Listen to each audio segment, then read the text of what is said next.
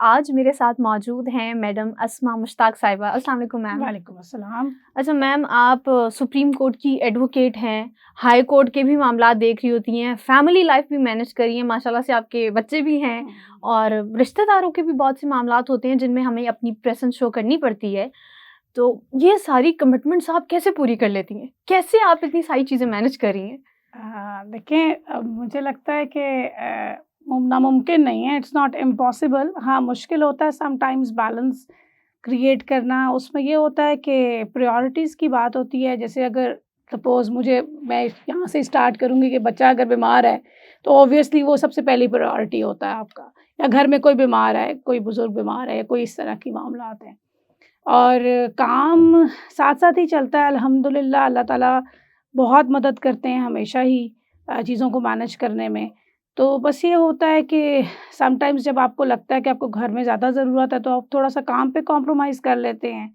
और समटाइम्स जब ये होता है कि काम हाँ, बहुत ज़्यादा माँग रहा है, तो फिर घर में कोई थोड़ा बहुत तो कॉम्प्रोमाइज़ हो जाता है। बाकी फैमिली सपोर्ट और सबसे बड़ी बात मेरे हस्बैंड की सपोर्ट, इससे पहले मेरे फादर की सपोर्ट, मुझे लगता है उसके बगैर तो पॉसिबल ही नहीं है। आपकी अगर फैमिली सपोर्ट नहीं करती, तो फिर नहीं आप काम कर सकते, फिर बहुत मुश्किल है। बिल्कुल, जैसे कहा जाता है ना कि एक मर्द की कामयाबी के पीछे एक हुँ, औरत का हाथ होता है। हुँ, सेम इन द केस औरत की कामयाबी के ऐसा पीछे ही है। भी एक मर्द ही खड़ा होता है। हुँ, जब तक आपकी फैमिली के मर्द हज़रात आपको सपोर्ट ना करें, हुँ, बेशक वो आपके बाप हों, भाई हों, हस्बैंड हो, हुँ, बच्चे हों, आप प्रोफ़ेशनल लाइफ़ में कभी ऐसे कामयाब नहीं हो ऐसे सकते। ही तो है। ये तो सारा क्रेडिट हमारे उन मर्दों को भी बिल्कुल। जाता है और हम मीडिया में भी और सोशल लाइफ़ में भी क्रेडिट बहुत कम देते हैं उनको। हुँ, हुँ। ये हाँ, बात हम नहीं करते, है अब थोड़ी। मुझे लगता है कि अगर आपका 2 तरह की चीज़ें होती हैं।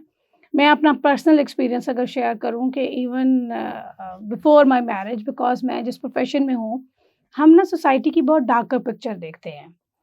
फैमिली लाइफ़्स ब्रोक हो रही हैं, लोग लिटिगेशन में आ रहे हैं, टॉर्चर हो रहा है, एक ने दूसरे को मर्डर कर दिया, बहुत डार्कर पिक्चर हुँ। देखते हैं हम। हाँ, मीडिया तो दिखाता ही है, लेकिन हम तो बिल्कुल ट्रू पिक्चर देख रहे होते हैं ना, from the naked eye and हाँ, नियरेस्ट प्लेस पे, being a lawyer, being a lawyer. Right? और फिर एज़ एन सोशल एक्टिविस्ट ज़्यादा मेरा मौका रहा, हुँ, जेलों में भी काम किया और इस तरह से।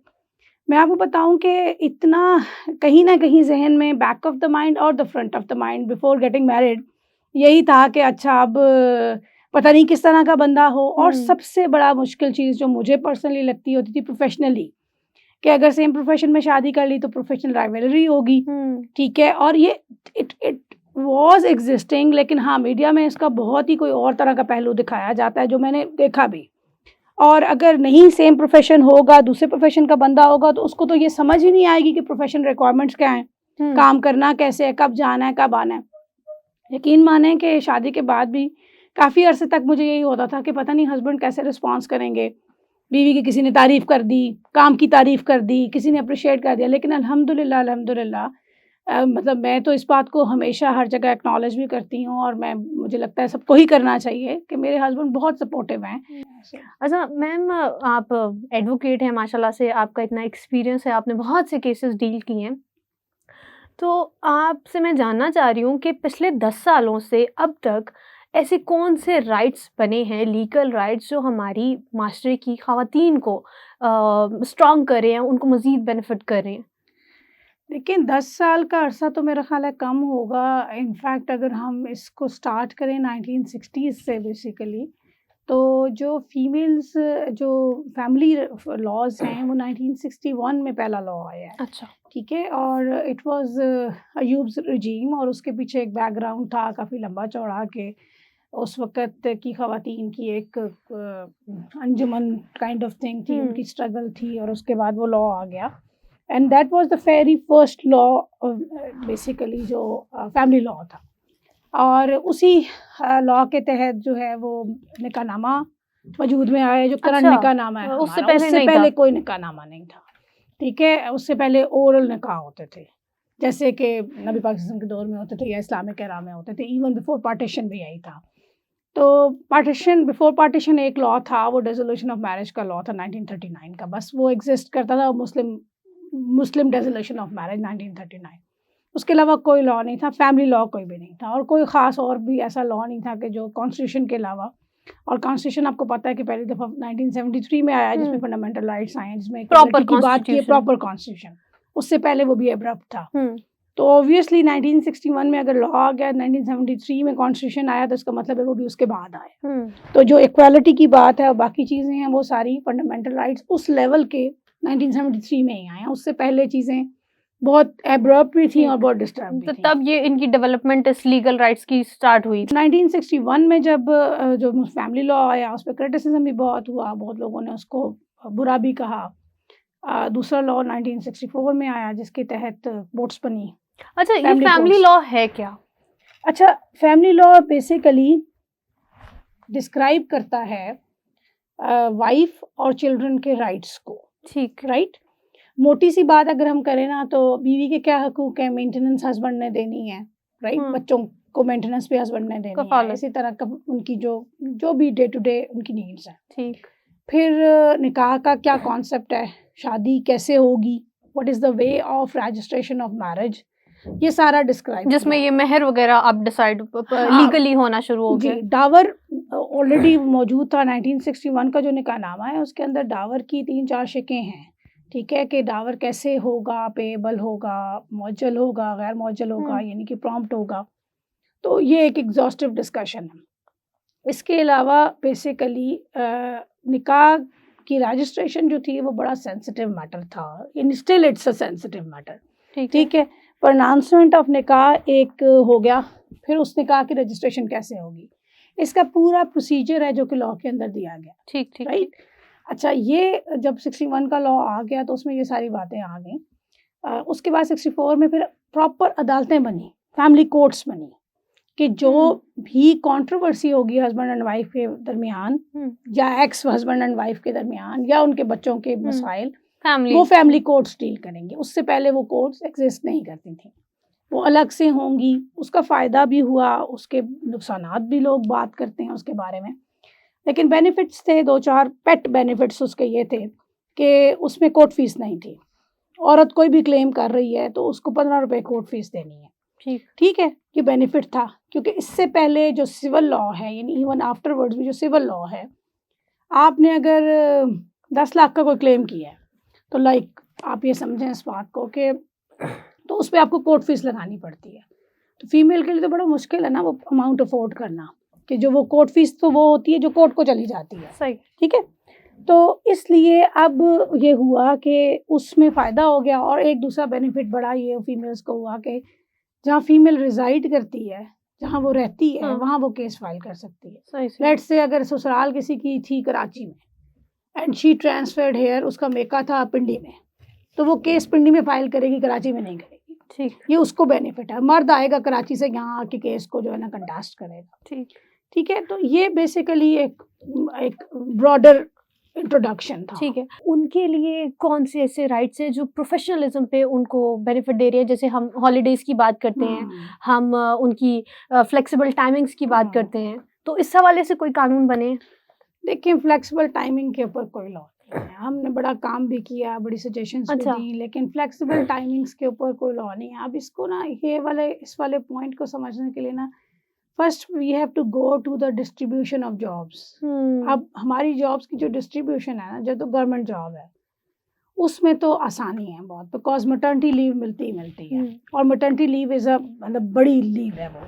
इसके अलावा गवर्नमेंट जॉब वालों के लिए वेडलॉक पॉलिसी है। ये क्या है? वेडलॉक पॉलिसी ये है कि हस्बैंड और वाइफ अगर दोनों गवर्नमेंट जॉब में हैं तो दोनों को एक ही जगह पोस्ट किया जाएगा। अच्छा। चाहे कोई भी डिपार्टमेंट हो, then they can avail the, यानी अगर कोई टीचर है और कोई दूसरा जज है या कोई और किसी और जॉब में है, तो वो वेडलॉक पॉलिसी अप्लाई होगी उन पे। तो उनको अगर पिंडी से आपने ट्रांसफ़र किया लाहौर, तो दोनों को ट्रांसफ़र करेंगे। सही। तो ये एक बेनिफिट है। ठीक है, अब उसके अलावा भी फीमेल्स के लिए यानी गवर्नमेंट जॉब में तो काफ़ी इंसेंटिव्स हैं, लेकिन अब now come to the private sector. Private sector में फर्दर डिस्ट्रीब्यूशंस हैं। जो अच्छी कंपनीज़ हैं, बड़ी कंपनीज़ हैं, मल्टीनेशनल नहीं भी हैं, जो अच्छे सेटअप्स हैं, वो सारी फैसिलिटीज़ दे रहे हैं अपने एम्प्लॉयज़ को जो गवर्नमेंट लेवल पे मिलती हैं। उसमें ये लीव विद सैलरी लीव है, मैटरनिटी लीव है, इवन पैटर्निटी लीव अब इंट्रोड्यूस हुई है कि फादर्स को भी 1 मंथ अप टू 1 मंथ की आप लीव दें। नया लॉ आया है, उसके अंदर गवर्नमेंट जॉब में भी है और प्राइवेट में भी है। लेकिन अब आप आ जाएँ वापस जो थोड़े छोटे लेवल के प्राइवेट सेक्टर है, हाँ, उसमें स्कूल्स आते हैं आपके, टीचर्स, ऑलमोस्ट टीचर्स, स्कूल्स आते हैं जो प्राइवेट स्कूल्स हैं, प्राइवेट स्कूल्स। राइट? उसमें आपके छोटी-मोटी कंपनीज़ आती हैं, छोटे-मोटे कारखाने आते हैं, फिर उसमें आपकी एनजीओज़ आती हैं बहुत सारी। अच्छा, इन राइट्स जो अभी हमारे कॉन्स्टिट्यूशन में ऐड हो रहे हैं, लीगल राइट्स हाँ। ख़वातीन को मिल रहे हैं, इनमें आपको क्या लगता है एनजीओज़ का कितना किरदार है? देखें, अगर मैं एनजीओज़ पे कोई कमेंट करूँगी तो मुझे लगता है कि वो कहीं और चली जाएगी बात, अच्छा, लेकिन एक एनजीओज़ में भी ना फर्दर डिस्ट्रीब्यूशंस हैं, ठीक है? पिछले 10 सालों में अगर आप if you want to understand the 2018 के बाद हुँ, से एनजीओज़ का काम जो है ना वो बहुत अफ़ेक्ट हुआ है, राइट?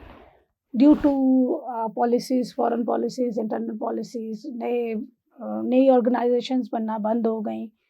गवर्नमेंट सेक्टर के लेवल के ऊपर इन्होंने ट्रस्ट बंद कर दिए due to many security reasons, hmm, ठीक है? उससे पहले तो लोग कुछ भी कर रहे थे। वही। आई वेंट टू यूएस इन 2015। हुँ, मैंने यूएन वुमेन की कॉन्फ्रेंस अटेंड की एंड मैंने फर्स्ट हैंड यानी मैंने खुद से देखा कि वहाँ लोग, हमारे लोग किस तरह डार्कर पिक्चर पेश करते हैं पाकिस्तान की to just get the aid, अच्छा, टू गेट द हेल्प। आप मीडिया देखें ना, आपने देखा है न्यूज़ में आपकी कैसी डार्कर पिक्चर पेश की जाती है। हुँ, इवन जो गवर्नमेंट जाके वहाँ रिपोर्ट जमा कराती है वो भी ऐसी ही होती है कि हमारे यहाँ तो मतलब सब इंतहाई कुछ थर्ड खत्म हो वर्ल्ड। गया है, सब कुछ खत्म, everything is just collapsed here in Pakistan. And believe me, मैं आपको अपना एक्सपीरियंस बताऊं कि there people were asking me कि यार आप लोग कौन सी दुनिया में रहते हैं, डायरेक्टली हुँ, क्वेश्चनिंग मी। वहाँ तो हर दूसरी लड़की रेप हो जाती है एंड ऑल दैट। एंड मुझे कितने लोगों को मैंने शटअप कॉल दी कि I am working and I am driving bye my self in 3 cities और मैं हुँ, अकेली, I wasn't married eight that time. मैं अल्हम्दुलिल्लाह अल्हम्दुलिल्लाह अल्हम्दुलिल्लाह किसी की बिल्कुल इतनी ऐसा ही ज़रूरत है। भी नहीं है कि कोई आँख उठा के देख सके, या कोई ऐसे तंज़ और तनकीद वाली बात कर ये भी सके। कर सके। हाँ तो जी, प्रॉब्लम इज़ दिस कि मैं ये बात डिनाई नहीं करती हूँ, हमें ये बात डिनाई नहीं करनी चाहिए कि यहाँ इंसिडेंट्स नहीं होते। होते हैं, लेकिन लेकिन इतने ज़्यादा दुनिया नहीं। में कहाँ नहीं होते, न्यूयॉर्क यूरोप सिटी। में, न्यूयॉर्क सिटी हाँ, में इतना ज़्यादा क्राइम ऐसे रेट है कि ऐसे हम इमेजिन नहीं कर पाते आपको कि वहाँ पता है, कहते हैं रात को लोग बाहर निकलते हुए डरते हैं। We were in New York at that time ना। मैं जब आपको बता रही हूँ 2015 की बात, एंड हमारे सामने हुआ कि बैग किसी ने खींच लिया। और New York city is the worst city in the world, सबसे ज़्यादा क्राइम रेट है वहाँ पर। और आप, क्योंकि वो लोग उस तरह से इन चीज़ों को पोर्ट्रे नहीं करते, they are strong enough, they have control वहाँ ऑन देयर तो मीडिया। तो हमारे यहाँ क्या होता है कि सबसे बड़ा प्रॉब्लम ये है कि हमारे यहाँ वो कहते हैं कि हम ये दिखाएँगे इंसिडेंट तो हमें पैसे मिलेंगे। अब ये जो बताना चाह रही हूँ आपको एंगल, वो बड़ा इम्पोर्टेंट है कि लोगों ने बहुत एतराज़ भी किया, टू सम एक्सटेंट ठीक भी है ये बात कि जो सही काम करने वाले थे उनके लिए भी बहुत हर्डल्स आए, लेकिन फॉरेन फंडिंग बंद हो गई, राइट? फॉरेन फंडिंग कंट्रोल्ड हो गई है। अब उस तरह से काम नहीं हो सकता जिस तरह से पहले होता था। अब अगर अमेरिका से पैसा आएगा तो एक-एक रुपए का हिसाब देना पड़ेगा आपको। तो उसकी वजह से जितना इन्होंने स्ट्रीमलाइन किया एनजीओ के सिस्टम को, ट्रस्ट के केसेस थे बहुत सारे जो high court, supreme court level तक गए, तो ट्रस्ट की तो रजिस्ट्रेशन भी बंद कर दी, स्ट्रीमलाइन किया। हमारे बहुत सारे लोग अच्छा काम कर हाँ, रहे थे, मैं उनको बहुत से एतराज़ ट्रस्ट को भी, जानती हूँ हाँ, जो वाक़ई अच्छा काम कर रहे हैं, हमें नज़र आता येस है। आई नो, आई एम हाँ, वर्किंग विद मैनी पीपल और हम फर्स्ट हैंड इन्फॉर्मेशन है, हमें काम करते हैं। लेकिन मुझे ये पर्सनली लगता है कि हमें इस सिस्टम को क्रिटिसाइज़ इसलिए नहीं करना चाहिए कि अगर आपने स्ट्रीमलाइन करना है तो that would be the for everyone, ठीक है? डोनर्स, आपको एफपीआर को अगर ये बताना है कि आप रजिस्टर्ड हैं, आपकी ये सारी चीज़ें रजिस्टर्ड हैं, अगर मैंने अपने टैक्स रिटर्न्स में भरा हुआ है सब कुछ, मैंने कुछ नहीं छुपाया हुआ, तो I don't have to have any fear ना। मुझे क्या फ़ियर है इस बात का कि मेरा एक घर है या मेरी 2 गाड़ियाँ हैं, तो फिर मुझे कोई मसला नहीं होना चाहिए। सही, मुझे लगता है we have to start from ourselves ना। सही। जब हम तब्दीली की बात करते हैं तो हमें अपने से ही शुरू करना पड़ता है फिर। अच्छा, जहाँ हम सोशल लाइफ की बात कर रहे हैं और सोशल एड की बात कर रहे हैं, सोशल वर्किंग की बात कर रहे हैं आप, तो वहीं आप काम कर रही हैं वैट के साथ, वुमेन एड ट्रस्ट के साथ। तो आपका इसमें क्या किरदार है? आप इनकी रिसर्च सेल को भी इंचार्ज उनकी इंचार्ज हैं, आप इनके लीगल टीम की का भी हिस्सा हैं। तो ये वैट असल में है क्या? ये क्या काम कर रहा है? Basically what means women aid trust. Hmm. तो अभी ये भी ट्रस्ट नहीं रहेगा, it would goes to the foundation. लेकिन I started working with them in 2005। मैंने जो ही लॉ यानी मैंने ग्रेजुएशन कंप्लीट की तो मैंने वैट को भी ज्वाइन कर लिया और पिछले मैंने 18 सालों से वैट के साथ वैट के ही साथ वाबस्ता हैं। बिल्कुल ऐसा ही है। साइड बाय साइड और भी बहुत सारे काम कर रही हूँ, लेकिन उनकी कोर टीम का हिस्सा हूँ। लीगल जो उनका है सेक्शन, उसका इंट्रोडक्शन ये है कि बेसिकली मेन काम जो है हमारा वो जेलों में है। जो प्रिजनर्स हैं उसमें फीमेल्स और बच्चों के लिए हम काम करते हैं, राइट। यहाँ अडयाला जेल में एक बहुत अच्छा सेटअप है, और जेलों में भी है लेकिन यहाँ ज़्यादा है, कराची में भी है, लाहौर में भी है, जेलम में थोड़ा बहुत काम है, गुजरात में है।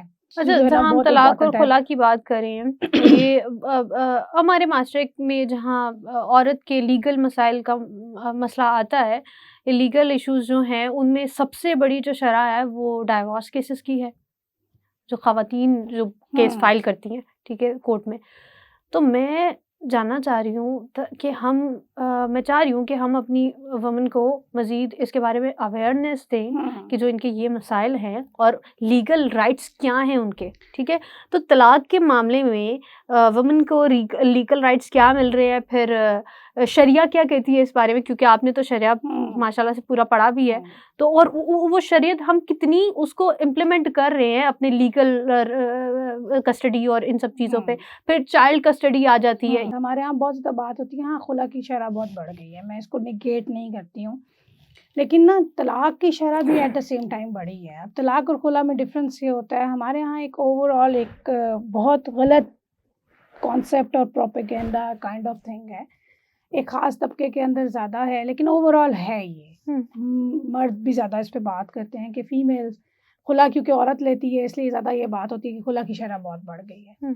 तलाक क्योंकि मर्द देता है तो उसके ऊपर ज़्यादा कम बात होती है कि why he is doing this ना, उसके ऊपर क्वेश्चन करना या बात करना हम बहुत ज़्यादा पसंद नहीं करते। यानी ये बहुत ही एक पैट्रियार्कल सी चीज़ है, लेकिन because I am working in the field और मुझे लगता है कि ये बात करनी बहुत ज़रूरी है।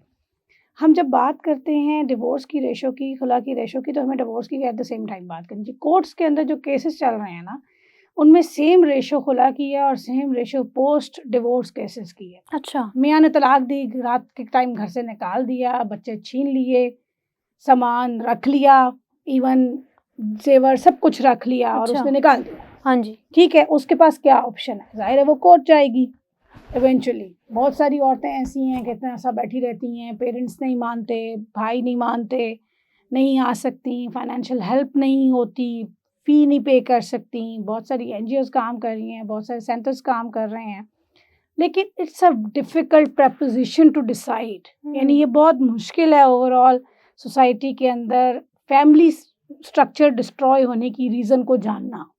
बहुत सारी रीज़न्स हैं, एक अकेली रीज़न नहीं है, लेकिन हमें इसके ऊपर यानी वर्किंग करने की ज़रूरत है। और मुझे लगता है दोनों फैक्टर्स हैं, मेन एंड वुमेन, और उनकी फैमिलीज़ और उनकी फैमिलीज़, सब फैक्टर्स हैं। ये नहीं है कि सिर्फ औरत क्योंकि उसको समझ आ गई है अपने राइट्स की और वो बहुत समझदार हो गई है और उसके अंदर टॉलरेंस कम हो गई है तो वो रहना नहीं चाहती। डोमेस्टिक वायलेंस है, हाँ जी, डोमेस्टिक वायलेंस एक बड़ा इशू है, टॉर्चर है, साइकोलॉजिकल वायलेंस है। अगर औरत उसको बर्दाश्त नहीं करती तो हम कहते हैं कि वो गलत करती है, उसको बर्दाश्त करना चाहिए। ये इनके लीगल राइट्स क्या हैं इस हवाले से? जी, मैं अब यही आपको बता रही हूँ कि बेसिकली सबसे पहली चीज़ ये है कि तलाक से बात शुरू करते हैं। खुला का जो राइट है औरत के पास, शरिया ने दी है, अल्लाह ताला ने दी है। हाँ जी। कि और उसमें बहुत वाज़ेह है ये बात कि कुछ दे दिला के, यानी नबी पाक सल्लल्लाहु अलैहि वसल्लम के दौर से हमें मिसालें मिलती हैं कि आपने कहा कि तुमने जो लिया हुआ है तुम वो वापस कर दो और इसको खुला जो है वो यानी इसको तलाक हो जाएगी। कुछ चीज़ यानी लिया हुआ का मतलब ये है कि हक महर, हाँ। महर पूरा दे दो, कुछ हिस्सा दे दो, हाँ। ठीक है। तो हमारे यहाँ जो लॉ है उसमें ना फैक्ट है ये कि खुला सबसे आसान है, ठीक है। It's a fast track case, सबसे जल्दी होता है decide. It's a difficult proposition, बहुत केसेस चल रहे थे इस मैटर में। डिसोल्यूशन ऑफ मैरिज की जो ग्राउंड्स हैं, जो सेक्शन जो 1939 का मुस्लिम डिसोल्यूशन ऑफ मैरिज एक्ट है, जो पुराना लॉ है, जैसे मैंने शुरू में बताया आपको, उसके अंदर कुछ ग्राउंड्स हैं सेक्शन 2 की, तलाक की ग्राउंड्स हैं बेसिकली वो। उसमें बहुत सारी ग्राउंड्स हैं जो जिसमें क्रुएलिटी भी है।